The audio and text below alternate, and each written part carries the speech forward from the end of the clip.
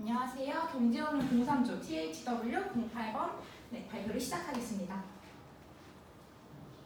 저는 YGFN에 대해서 기업 설명을 해보았습니다. 현명한 투자자를 위해 최고의 솔루션을 제공한다 라는 메시지를 담고 있는데요. YGFN은 금융 관련 정보 제공형 기업이라고 할 수 있습니다. 투자 분석에 필요한 정확한 데이터베이스 그리고 편리한 시스템을 제공하는 기업이죠. 그래서 매출액은 50억부터 100억 미만으로 되어 있고요. 종업원은 40명에서 70명 미만, 평균 연봉은 3천만 원에서 5천만 원 미만으로 되어 있습니다.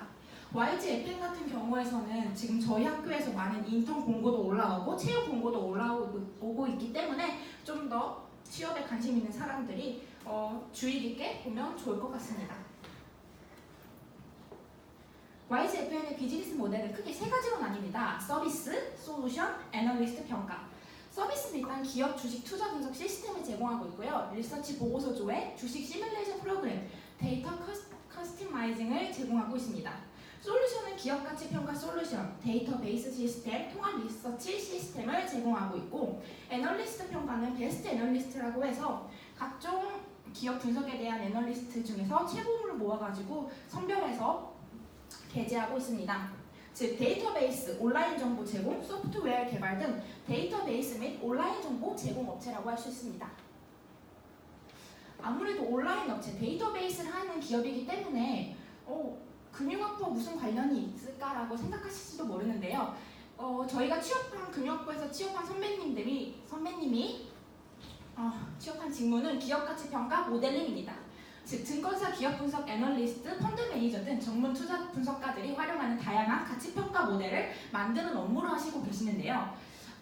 엑셀 그리고 오라클 아니면 VBA 등을 이용하여서 모델링하고 있습니다. 그리하여서 저희가 배우고 있는 다양한 현금 흐름 할인 모형을 제공하고 있고요. 또한 PER, PBR, PCR, EV 등 배수 모형을 제공하고 있습니다. 성장성과 수익성 변수에 대한 시나리오 분석 또한 제공하면서 경제적 그런 분석과 경제적 가치 평가를 컴퓨터 데이터베이스를 이용한 모델링을 한다는 것을 알 수 있습니다. 그래서 이게 과연 금융학부를 졸업할 시 경쟁력이 있을까에 대한 답변인데요. 금융학부를 통해 우리가 얻을 수 있는 것은 첫 번째, 다양한 프로그래밍 수업입니다. 프로그래밍 강의 그리고 방학 때는 파이썬 특강 같은 것을 많이 열기도 하는데요. 이런 걸 이용하면 좋을 것 같고요. 두 번째는 가치평가 소모임 빕스입니다.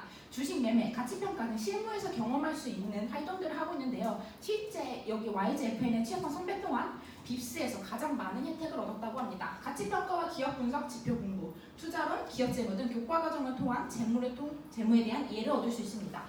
주식 가치 평가에 대한 직관인데요. 모의 투자 그리고 경제언론 과제 등 교과목을 수강하면서 수많은 과제 그리고 학습을 배우면서 주식 가치 평가에 대한 직관을 키울 수 있습니다. 즉 금융학부를 졸업하면 충분히 경쟁력이 있는 직무다라고 할 수 있죠. 다음으로는 취업 준비에 대해서 알아보도록 하겠습니다. DB 개발자의 그런 자격 요건에 대해서 나타나고 있는 건데요. DMS, MS, SQL 서버 능숙자, 오라클, VBA 유경험자를 특히 우대하고 있습니다. 그리고 DBMS 개발 경험자, 퍼포먼스 튜닝 가능한 자를 우대하고 있습니다. 이거를 봐서 역시 컴퓨터를 할 줄 아는 사람들, 프로그래밍에 대한 이해와 숙련이 필요하다는 것을 알 수 있는데요. 그리하여서 트레이딩 연습, 금융공학 같은 그런 교과목들을 활용하는 것이 좋을 것이고요. 또 금융학부에서 파이썬 특강 등을 활용하면 좀 더 효율적으로 이런 프로그래밍에 대한 이해를 할 수 있을 것 같습니다. 기업과 자본시장에 대한 이해, 그리고 증권 관련 이해자인데요. 다양한 재무적 툴들의 사용 이유, 내재된 과정, 그리고 차이점에 대한 이해가 필요할 것으로 보입니다. 마지막으로는 전문성과 적극성 갖추기입니다. YGFN에서 바라고 있는 인재가 미래 주도형 그런 인재이기 때문에 전문성, 그리고 내가 자기주도적으로 무언가를 칭취하려는 적극성을 갖춰야 될 것 같습니다. 그래서 가능한 많은 경험과 지식 습득, 그리고 자기주도적 활동이 필요할 것입니다.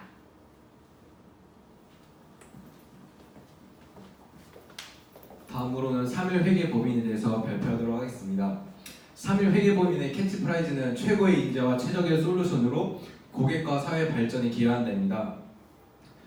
3일 회계법인에서는 크게 세 가지 서비스를 제공하고 있습니다. 첫 번째로는 회계감사, 대표적인 회계의 일이죠. 두 번째로는 세무 업무, 세 번째로는 컨설팅 및 자문 용역입니다. 3일 회계법인의 매출액은 연간 5천억대 2016년 기준이고요. 두 번째로는 종업원은 대략 3천여 명 정도 있습니다. 세 번째로는 평균 연봉에 관한 건데요. 네 가지 분류로 됩니다. 첫 번째, 처음 갔을 때 주임 대리로 가는데요. 이때는 5,300만 원대에 벌고요. 그 두 번째, 과장 때는 1년에 7,200만 원대, 세 번째, 차장 때는 7,800만 원대, 마지막 부장 때는 연간 8,100만 원대를 법니다. 그리고 제휴 업체는 프라이스 월터하우스라고 영국에 있는 회사와 그 제휴를 맺고 있습니다. 3일 회계본인의 비즈니스 모델은 크게 세 가지로 분류가 되는데요. 첫 번째로는 대표적인 어슈어런스. 어슈어런스에는 두 가지가 있는데요. 첫 번째로는 회계감사, 두 번째로는 회계자문이 있습니다. 두 번째로는 텍스. 텍스에는 굉장히 많은 분야가 있는데요. 첫 번째로는 세무조정, 두 번째로는 세무진단, 세 번째로는 세무조사 대응, 그리고 네 번째로는 조세불복 지원, 다섯 번째로는 TP 자문, 여섯 번째로는 관세 자문 등이 있습니다. 마지막으로 딜 비즈니스 분야가 있습니다. 여긴 세 가지가 있는데요. 첫 번째는 M&A, 인수합병, 두 번째로는 회사 정리, 마지막으로 구조 조정이 있습니다. 직무, 제 금융학부 선배가 들어간 그 3회 회계법인에서 맡은 직무는 회계감사입니다. 회계감사란 회계 업무에 대한 기록이나 재무제표의 내용이 올바른지 정확하게 판단하고 가리는 직무입니다. 선감사 후 회계 문서를 확인 후 및 타당성을 판단합니다. 이때 금융학부에서의 경쟁력을 키울 수 있는가? 회계사라서 금융학부랑 별로 관련이 없지 않나 이렇게 생각할 수 있는데, 저희 학부 금융학부에서는 1학년 때 회계원리 그리고 재무회계를 공부를 하고요. 2학년 때 가장 중요한 재무관리를 배움으로써 회계감사 시 필요한 지식들을 습득 가능합니다. 따라서 금융학부에서 경쟁력을 키울 수 있습니다. 그리고 여기 3일 회계법인은 어떻게 취업을 하냐? 가장 중요한 건 회계에 대한 전문 지식을 쌓기입니다. 회계원리, 재무회계, 재무관리 등 회계와 관련된 교과목을 수강할 때 열심히 공부하고요. 그리고 교내 스터디 혹은 학부 지원 등을 활용합니다. 마지막으로 CPA, CFA 등 전문 자격증을 취득하는 게 가장 중요합니다. 그리고 두 번째, 다양한 경험과 주도적 활동을 통한 차별성 형성입니다. 자격증과 전문 지식은 기본 소양입니다. 왜냐하면 회계법인에 지원하는 사람들은 다 기본적으로 회계사 시험에 합격한 사람들이기 때문입니다. 그래서 그 외 자격증이나 자신만의 대외 활동 경험 등을 많이 쌓아 자기소개서, 면접 때 잘 이용하는 것이 굉장히 중요합니다.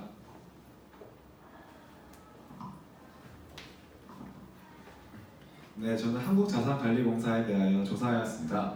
한국자산관리공사는 기금관리형 중정부기관으로서 그런 부실자산의 관리 및 청산 그리고 기업 구조조정의 지원의 업무를 하면서 금융회사 등의 자산 유동성과 건전성을 향상시켜 금융산업 및 국민 경제의 발전에 이바지하는 것을 목적으로 설립되었습니다. 그리고 한국자산관리공사는 평균 연봉이 7,800만 원, 그리고 신입 초봉이 4천만 원, 그리고 계약직 평균 연봉이 2,600만 원으로 꿈의 금융공기업이라고 할 수 있습니다. 네, 제가 찾아본 그 한국자산관리공사의 직무는 해외 컨설팅이었는데요.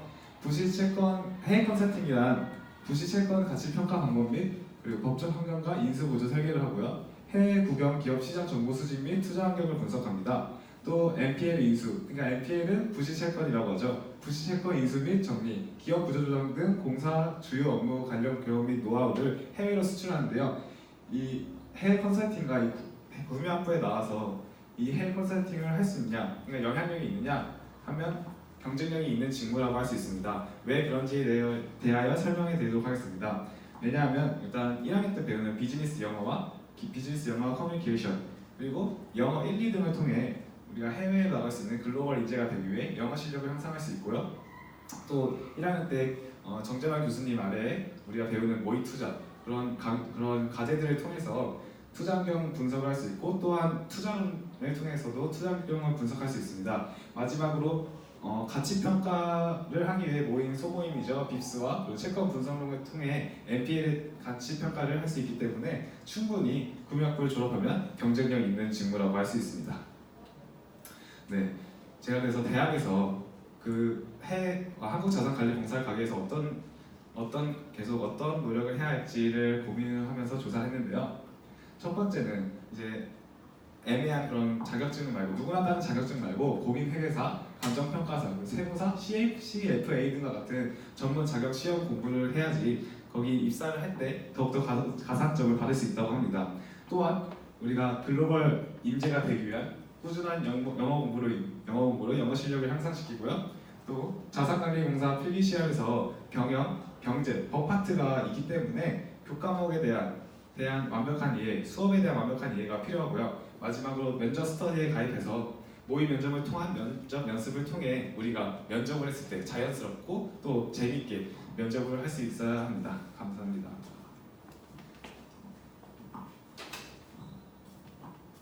네, 저는 한국 IBM에 대해서 조사해 보았습니다. 한국 IBM은 디지털 인텔리전스와 인공지능의 결합을 통해 코그너티브 비즈니스의 장을 열어갈 것이라는 목표를 가지고 있습니다.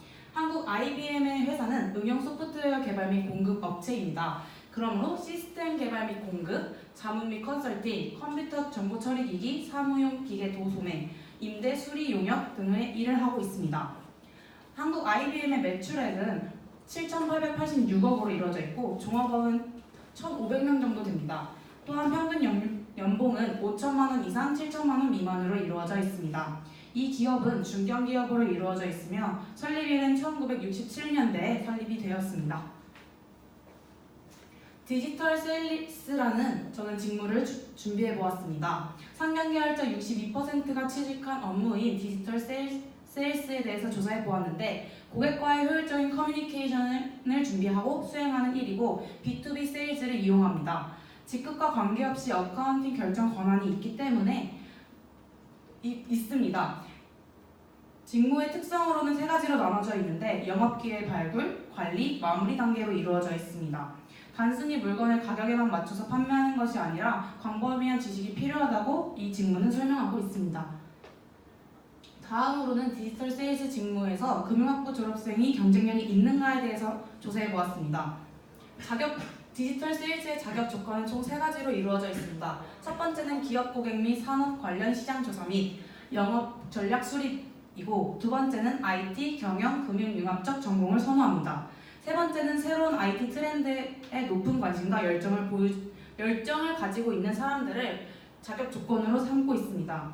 그래서 금융학부에서는 비즈니스 영어와 커뮤니케이션을 통한 영어 능력 향상을 통해 늘릴 수 있습니다.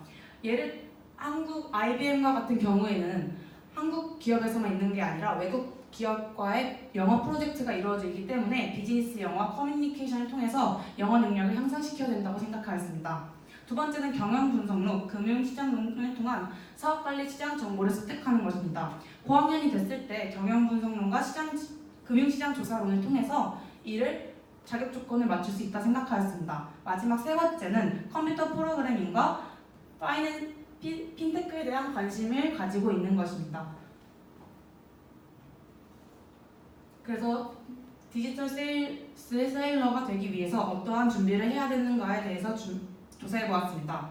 인공지능 빅데이터 등 4차 산업혁명과 관련된 영역의 최신 정보기술 이용자, 글로벌 프로젝트 수행이 가능한 영어 의사소통 능동자를 원하고 있기 때문에 저는 세 가지로 나눠보았습니다. 첫 번째는 4차 산업혁명과 연관된 블록체인 기술과 핀테크에 대한 정보를 습득하는 것을 목표로 잡았고 이에 파이썬, 브이바, 프로그래밍과 같은 금융의 융합적인 학습을 해야 된다고 생각하였습니다.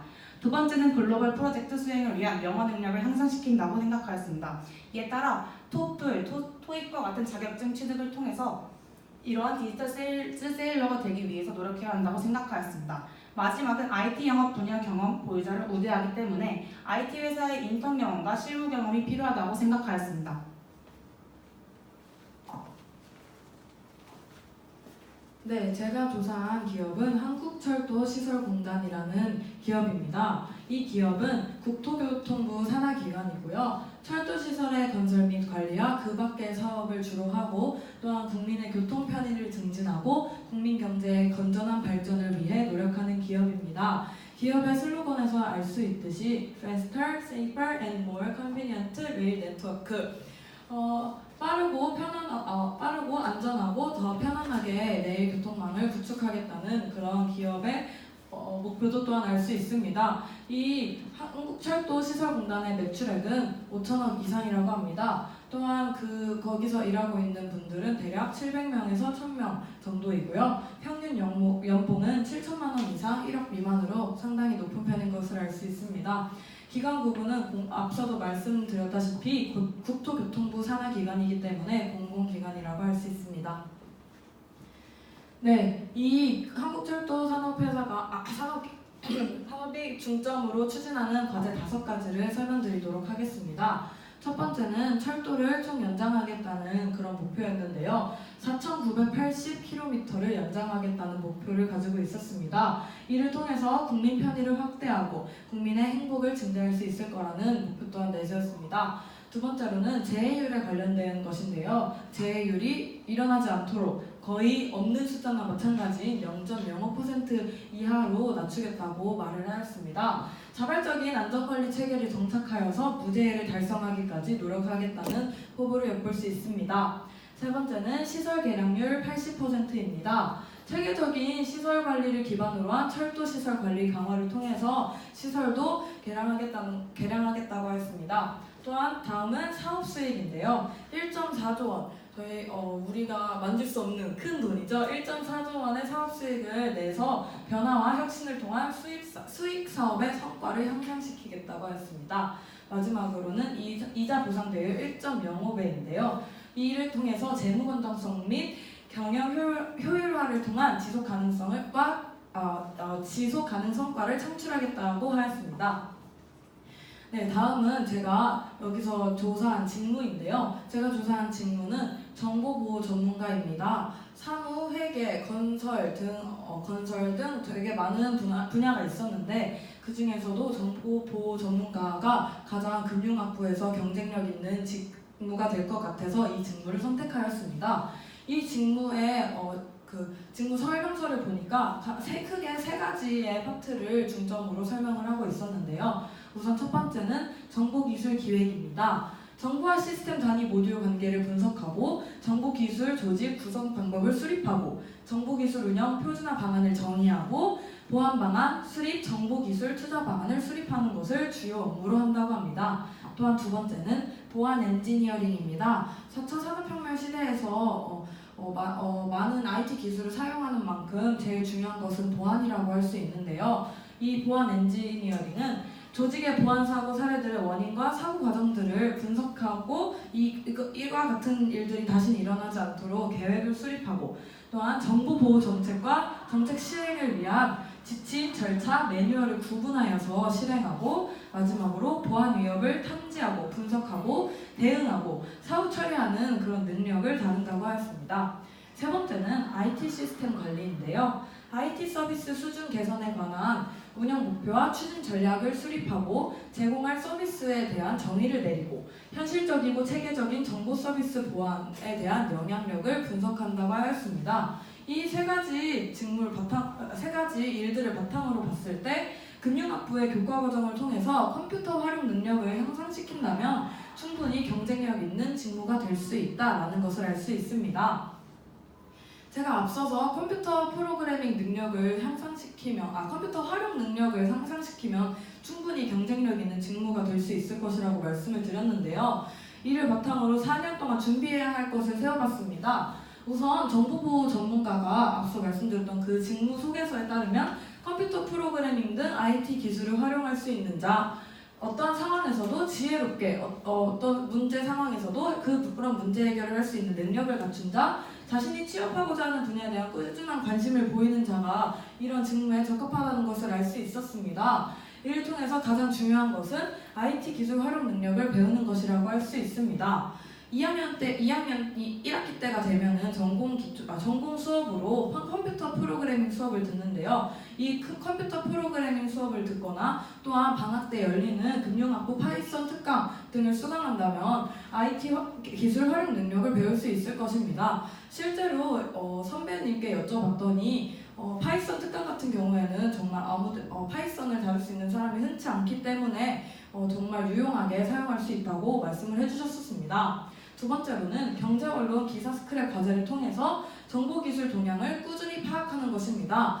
자신이 취업할 때가 되어서 어떤 정보 기술 동향이 있었지라고 급하게 파악하는 것보다 지금부터 차근차근 포트폴리오를 만들어가면서 정보 기술 동향을 파악한다면 충분히 자신에게 도움이 될 것입니다. 세 번째로는 취업하고자 하는 분야에 대한 꾸준한 관심을 갖는 것입니다. 자신이 아직 확실한 진로를 설정하지 못했다면 한 가지 분야에 대한 관심사를 정하고 그 분야에 대해서 꾸준한 조사를 한다면 이 또한 취업할 때 큰 도움이 될 것입니다.